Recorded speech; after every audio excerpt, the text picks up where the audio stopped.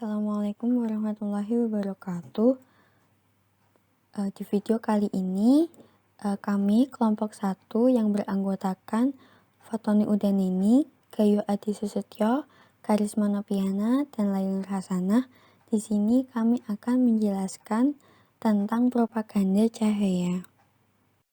Di bab ini, kami akan membahas lebih dalam mengenai perambatan, pemantulan, dan pembiasan cahaya yang akan dijelaskan atau diterangkan melalui dua perspektif, yaitu sebagai gelombang pada umumnya dan teori gelombang elektromagnetik. Nah, kami kelompok 1 akan membahas sebagian submateri yang ada di bab 4, kemudian nanti akan dilanjutkan oleh kelompok 2 di video yang lainnya. Baik, materi yang pertama adalah hamburan Rayleigh. Nah, Rayleigh itu penemunya, nama ilmuannya. Ia telah menjelaskan bahwa fenomena hamburan Rayleigh itu sebagai sebaran radiasi gelombang elektromagnetik oleh partikel-partikel yang ada di radius kurang dari 1/10 panjang gelombang radiasi. Nah, atmosfer bumi itu berpendar dengan warna biru terang akibat adanya fenomena ini, yaitu fenomena hamburan Rayleigh ini. Berbagai molekul gas penyusun atmosfer bumi menghamburkan cahaya matahari ke segala arah. Warna kebiruan yang dihamburkan itu lebih kuat gitu dihamburkannya daripada warna kemerahan. Hasilnya, langit bumi yang kita tempati saat ini itu berwarna biru, sedangkan sinar matahari berwarna kekuningan. Oleh sebab itu juga, air laut yang kita lihat itu akan berwarna biru karena air laut itu memantulkan warna asli dari warna langit. Jadi terlihat sama-sama biru begitu. Kemudian di siang hari, seorang pengamat menerima cahaya dari matahari langsung dan juga cahaya yang dihamburkan oleh atmosfer. Ketika cahaya matahari melewati atmosfer bumi, sebagian dari komponen warna kebiruannya dihamburkan. Akibatnya, cahaya yang datang dari matahari langsung terlihat berwarna kekuningan, serta langitnya terlihat berwarna biru. Pengamat dapat saja memalingkan muka dari matahari dan dia akan tetap melihat langit yang terang berwarna biru dihamburkan oleh atmosfer dan sebagian dibelokkan untuk diterima mata pengamat. Submateri yang pertama dari hamburan Rayleigh itu hamburan dan interferensi. Nah, sebelumnya apa itu hamburan, apa itu interferensi? Jadi, hamburan adalah penyerapan dan pemancaran kembali cahaya oleh partikel-partikel. Begitu. Kemudian, interference is the superposition of two or more waves producing a resultant disturbance that is the sum of overlapping wave contributions. Jadi interferensi itu adalah superposisi yang terdiri atau yang terbentuk atas dua gelombang atau lebih. Nah, itu dia akan menghasilkan suatu gelombang baru yang ia itu sebenarnya adalah gelombang yang saling tumpang tindih gitu. Nah, nanti akan ada hasilnya itu nanti ada yang destruktif atau bersifat merusak, nanti ada juga yang dia cenderung bersifat konstruktif atau membangun gitu. Untuk memahami lebih lanjut mengenai hamburan dan interferensi, kita harus memperhatikan contoh gambar di bawah ini. Jadi ada gambar A, ada gambar B. Kita perhatikan dulu yang gambar A. Jadi gambar A ini ia adalah ilustrasi dari fenomena hamburan. Jadi ketika cahaya datang, maka dia akan diserap, kemudian akan dipencarkan kembali gitu oleh partikel-partikel yang ada di suatu medium gitu. Nah, kemudian partikel-partikel gelombang tadi akan saling menguatkan, kemudian dia akan merambat ke satu arah yang sama. dalam hal ini yang di gambar A itu semuanya diarahkan ke titik P, begitu. Nah, kalau interferensi ini akan dijelaskan oleh ilustrasi B. Jadi di gambar B itu ada dua gelombang yang berbeda.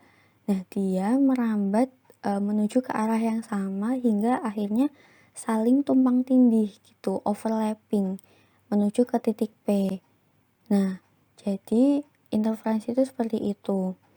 Jadi dia berasal dari dua atau lebih sumber gelombang yang berbeda hingga kemudian akhirnya menuju ke titik yang sama, titik akhir yang sama. Jadi semuanya gelombang-gelombang tadi itu saling tumpang tindih begitu. Nah, hasil tumpang tindihnya tadi itu ada dua sifat ya.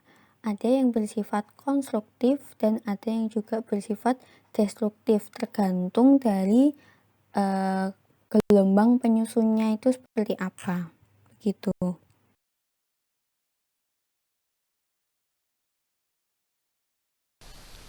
Oke, jadi panjang gelombang cahaya pada atmosfer bumi di STP itu memiliki 3 juta molekul dalam lambda pangkat 3 kubik. Nah, gelombang tersebut itu lambda itu setara dengan 500 nanometer untuk satu lambda. Itu akan diradiasikan oleh sumber yang begitu berdekatan, yakni sekitar 3 nanometer. Tidak dapat diasumsikan dengan baik untuk sampai di beberapa titik P dengan fase acak. Nah, interferensi akan menjadi faktor yang penting. Hal ini juga berlaku dalam cairan dan padatan, di mana atom-atomnya 10 kali lebih dekat dan tersusun dengan cara yang jauh lebih teratur. Kemudian gelombang yang tersebar memungkinkan berinterferensi secara konstruktif ke arah depan, yang tidak tergantung pada pengaturan molekul. Tetapi sekarang interferensi destruktif akan mendominasi semua arah. Sedikit atau tidak ada cahaya yang tersebar ke samping atau ke belakang dalam media homogen yang padat. Nah, pada gambar 4.6 ini kita dapat lihat ada sinar yang melewati sebuah medium yang atomnya berdekatan. Nah, ini menyebabkan atom A akan beradiasi keluar dari pancaran sinar. Akan tetapi karena susunannya yang rapat, akan ada molekul B yang berjarak sejauh lambda per 2, sehingga kedua gelombang itu mungkin akan batal dalam arah transversal. Jadi kedua atom itu nanti tidak akan berjauhan seperti itu, karena mediumnya sangat padat dan tersusun dari atom-atom yang saling berdekatan. Nah, akan tetapi jika medianya tidak tertata dengan sempurna, maka medan listrik neto pada suatu titik dalam arah melintang akan menjadi jumlah dari banyak bidang kecil yang tersebar. Masing-masing akan sedikit keluar dari fase dengan yang berikutnya, sehingga jumlahnya akan berbeda dari titik ke titik, yang total jumlahnya itu akan selalu kecil dan ditunjukkan oleh gambar 4.7. Kemudian interferensi menghasilkan redistribusi energi keluar dari wilayah yang destruktif ke wilayah yang konstruktif. Semakin padat, seragam, dan teratur mediumnya, atau semakin mendekati homogen, maka akan semakin lengkap interferensi destruktif lateral dan semakin kecil jumlah hamburan yang tidak maju ke depan. Jadi, sebagian besar energi akan menuju ke arah depan dan berkas sinar akan bergerak maju tanpa berkurang. Dapat ditunjukkan oleh gambar 4.8.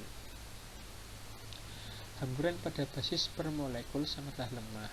Agar separuh energinya tersebar, seberkas cahaya hijau harus melintasi sekitar 150 jenis atmosfer.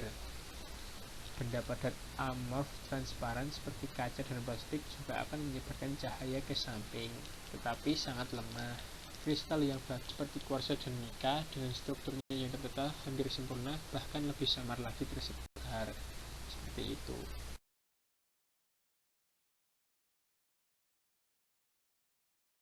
Selanjutnya di sini dijelaskan bahwa transmisi cahaya melalui media homogen adalah proses hamburan dan hamburan berulang yang terjadi terus-menerus. Untuk melihat bagaimana ini terjadi, kita dapat kembali melihat gambar 4.5. Kita harus mengingat bahwa gelombang yang tersebar memungkinkan semua bergabung dalam fase ke arah depan untuk membentuk apa yang disebut gelombang sekunder. Model klasik memprediksikan bahwa osilator elektron akan dapat bergetar hampir seluruhnya dalam satu fase dengan gaya penggerak, yaitu gangguan primer, hanya pada frekuensi yang relatif rendah.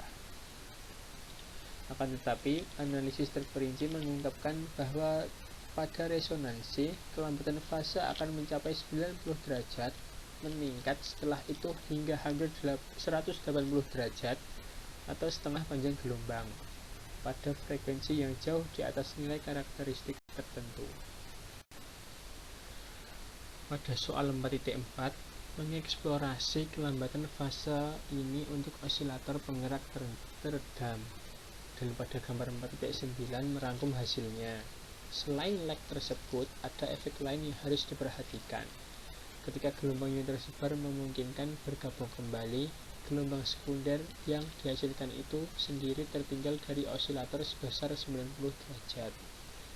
Seperti gambar yang ditampilkan pada gambar 4.9. Ketika gelombang sekunder tertinggal atau mengarah ke gelombang primer, gelombang yang ditransmisikan juga harus tertinggal atau memimpin dengan jumlah tertentu seperti ditunjukkan pada gambar 4.11. Sekarang kami akan menunjukkan bahwa pergeseran fase memang disesuaikan dengan perbedaan kecepatan fase. Di ruang bebas, gangguan di beberapa titik P dapat ditulis sebagai EPT sama dengan E0 cos omega T, di mana kami menamakannya sebagai persamaan 4.1. Jika P dikelilingi oleh dielektrik, akan terjadi pergeseran fase kumulatif epsilon P yang terbentuk saat gelombang bergerak medium ke P.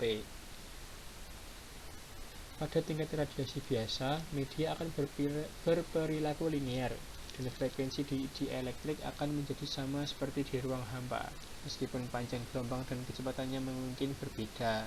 Sekali lagi, tapi kali ini pada medium interferensi pada P adalah EPT sama dengan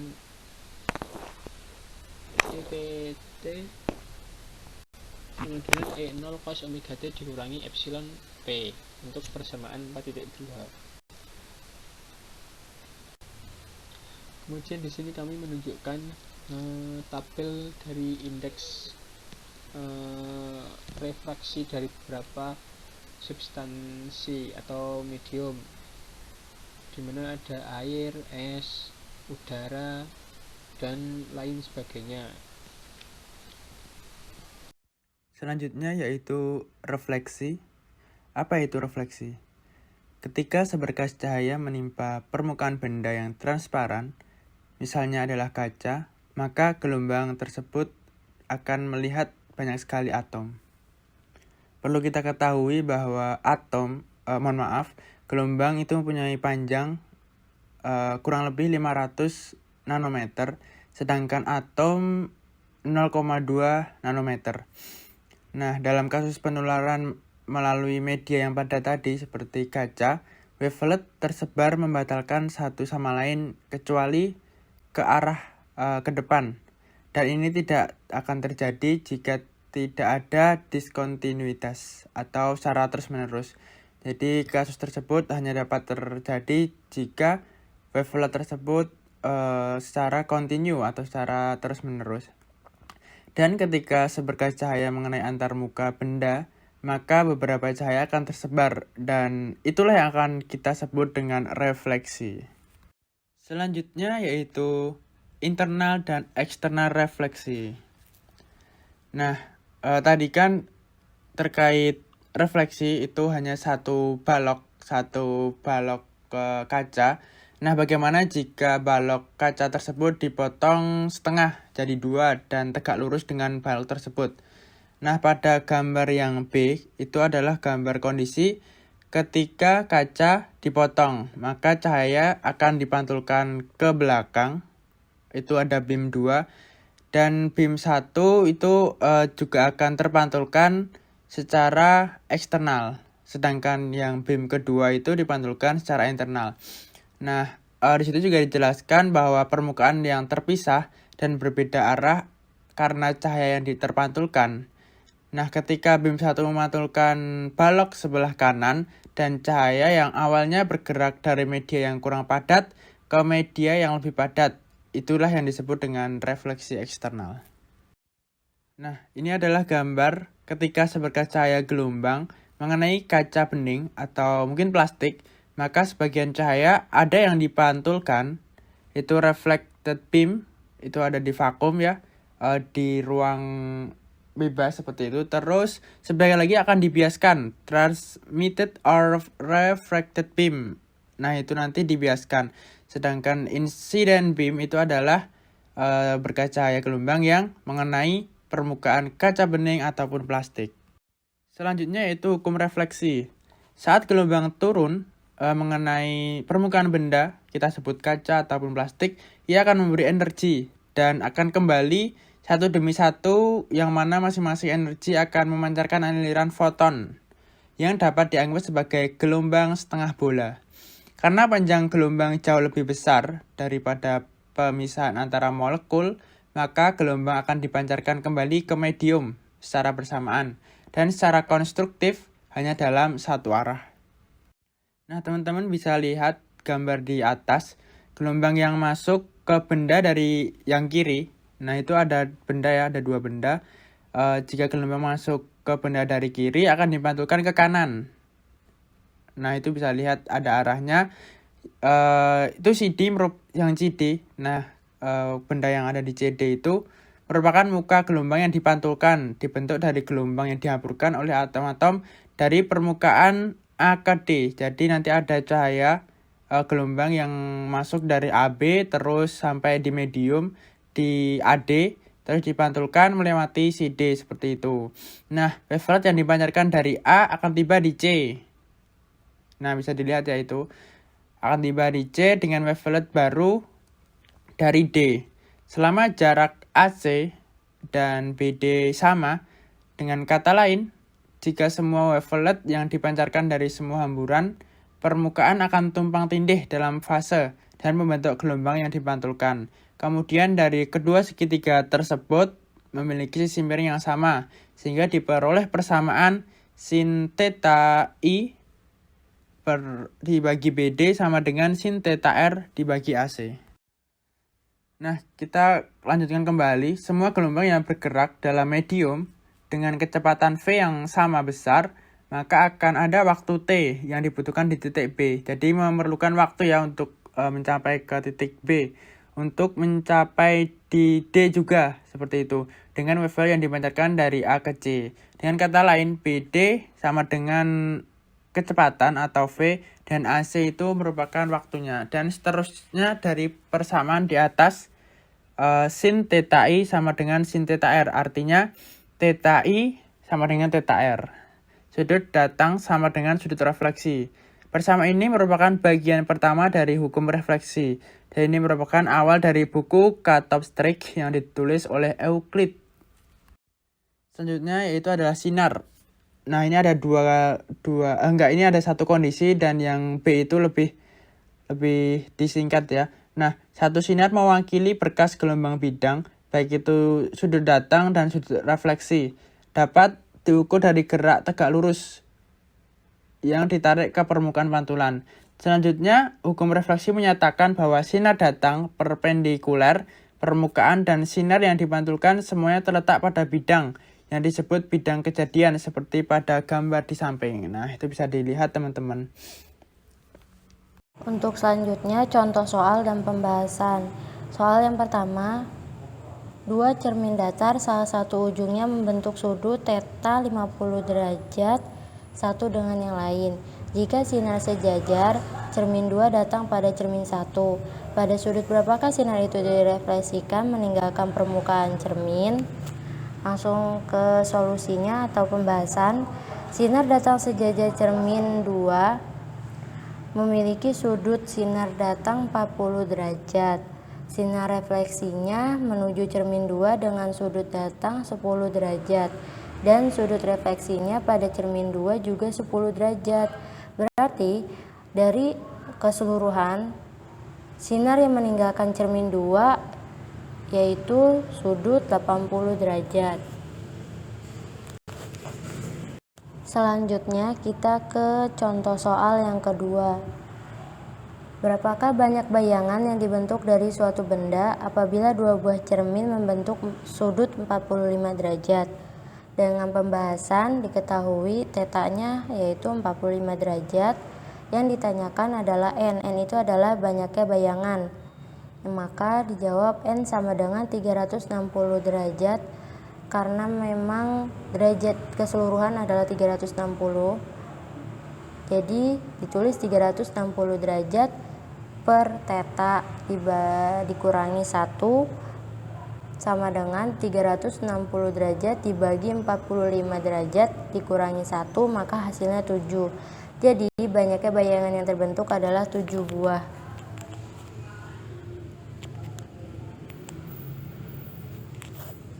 Sekian dari kelompok kami, kurang lebihnya mohon maaf. Terima kasih. Wassalamualaikum warahmatullahi wabarakatuh.